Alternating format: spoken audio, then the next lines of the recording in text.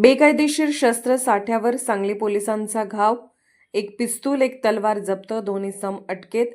स्थानिक गुन्हे अन्वेषण शाखा सांगली आणि 2 वेगवेगळ्या कारवायांमधून विनापरवाना शस्त्र बाळगणाऱ्या 2 इसमांना जेरबंद करत त्यांच्याकडून एक गावठी पिस्तूल आणि एक लोखंडी तलवार असा मुद्देमाल जप्त केलाय. पहिली कारवाई तासगाव. 13 ऑगस्ट 2025 रोजी पोलिसांना मिळालेल्या माहितीनुसार तासगाव तालुक्यातील कोरोली एम येथील रोहित मच्छिंद्र माने वय 26 हा इसम गावठी बनावटीचे पिस्तूल घेऊन करोली एम फाटा तालुका मिरज या परिसरात फिरत असल्याचे समजले. सहाय्यक पोलीस निरीक्षक पंकज पवार यांच्या पथकाने छापा टाकून माने याला ताब्यात घेतले. तपासात त्याच्याकडे शस्त्र बाळगण्याचा परवाना नसल्याचे निष्पन्न झाले. त्याच्याकडून 50,000 रुपये किमतीचे पिस्तूल जप्त करण्यात आले असून त्याच्यावर भारतीय शस्त्र अधिनियमाअंतर्गत गुन्हा दाखल करण्यात आला आहे. दुसरी कारवाई विटा.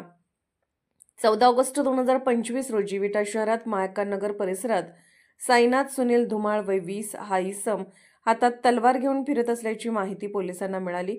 पोलिसांनी तात्काळ धुमाळ याला ताब्यात घेतले असता त्याच्याकडे शस्त्र परवाना नसल्याचे आढळले.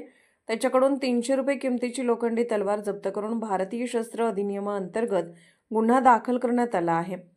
या संपूर्ण कारवाईत पोलीस अधीक्षक संदीप पुंगे, अपर पोलीस अधीक्षक कल्पना बारवकर यांच्या मार्गदर्शनाखाली पोलीस निरीक्षक सतीश शिंदे, सहाय्यक पोलीस निरीक्षक पंकज पवार, सागर टिंगरे, दरिबा बनगर, सतीश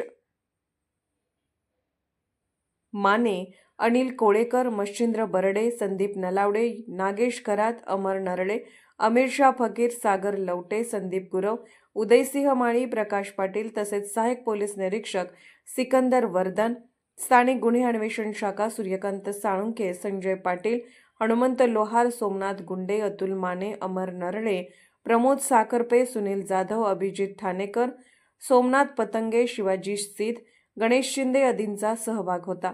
या मोहिमेतून सांगली पोलिसांनी पुन्हा एकदा गुन्हेगारीविरुद्ध कडक पवित्रा घेतला असून अवैध शस्त्रसाठा रोखण्यासाठी पुढील कारवाया सुरू राहणार आहेत. अशा स्पष्ट बेधडक बातम्यांसाठी आमच्या आवाज 24 न्यूज चॅनलला लाईक, शेअर आणि सबस्क्राईब करा.